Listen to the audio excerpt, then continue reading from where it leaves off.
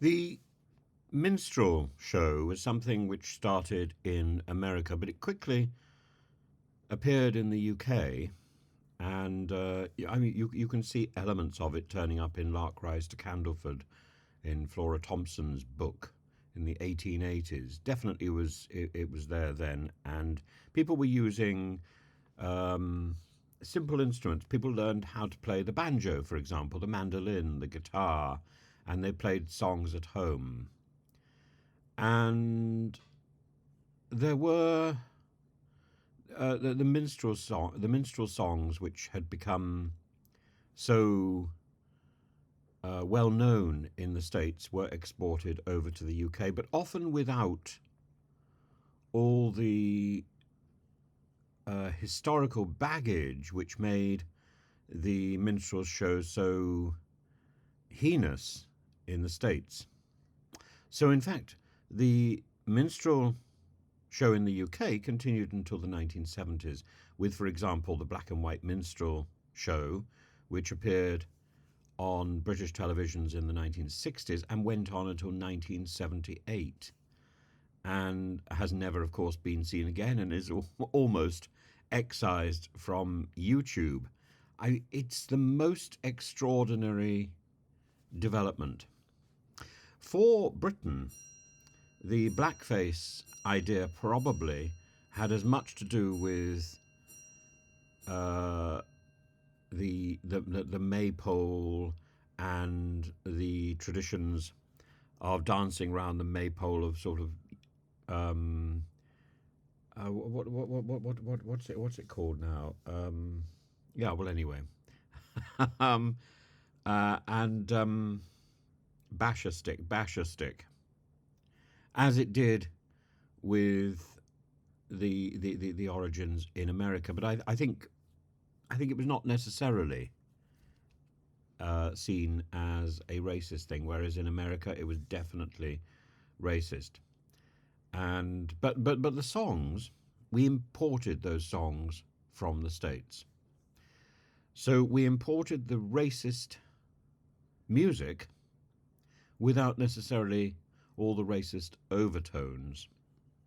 However, when it comes to blackfacing, there's now a general understanding that this is fundamentally wrong, and I think there is another idea that the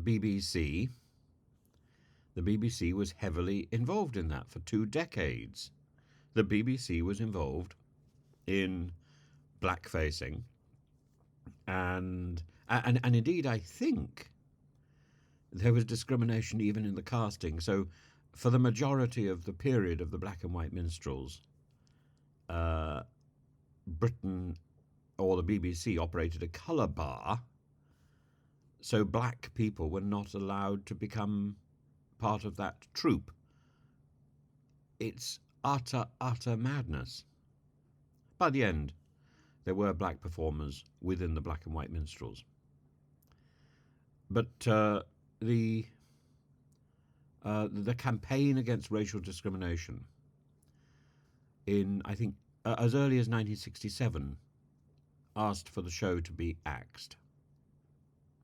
And the Director General, Hugh Green, took no action, concluding that the programme was not racially offensive. It was just fun. So, could you say the same thing about this hand?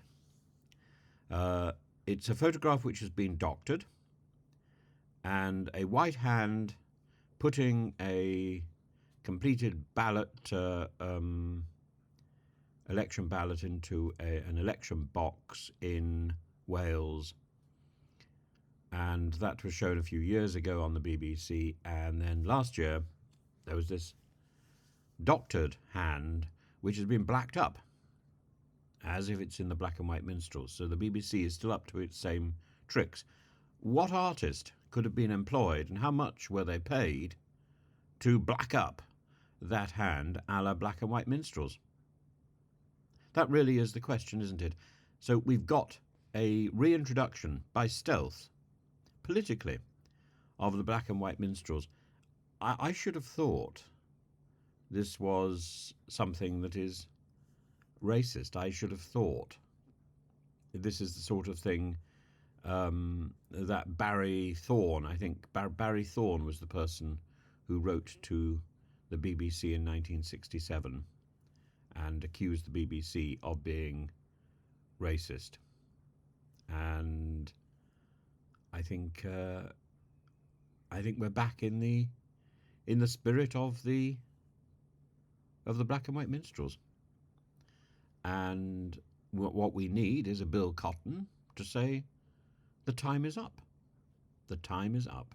It has no place in a multicultural society.